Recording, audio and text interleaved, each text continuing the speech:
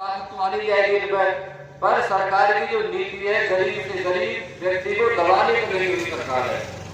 मैं हमेशा से हर मीटिंग में यही कहता हूँ कि जैसी वोट का समय आए किसान अपने आप को किसान माने, क्योंकि वोट का जब समय आता है तो किसान अपने आप को किसान नहीं मानता है। हम जाति और धर्मों में बढ़ के इनको वोट देने का काम करते हैं और इसीलिए हमारे देश को 78 साल पूरे हो चुके हैं आजादी मिले हुए और किसान दिन पर दिन गरीबी की ओर बढ़ता जा रहा है।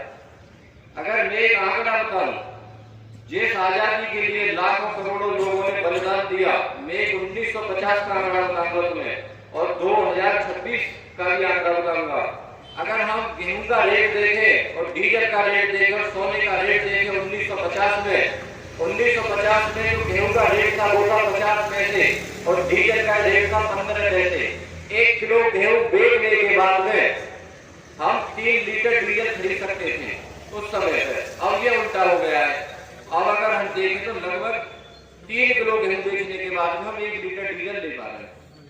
तो ये 1950 से और 2026 का आंकड़ा बता रहा हूँ मैं। अगर मैं इसी आंकड़े को सोने से लगा लूं अपने गेहूं को, जो हम गेहूं उगाते हैं खेत में, गेहूं का जो रेट था 1950 में वो रेट था 50 पैसे पर केजी के हिसाब से और सोने का जो रेट था वो था 1 रुपये तोला।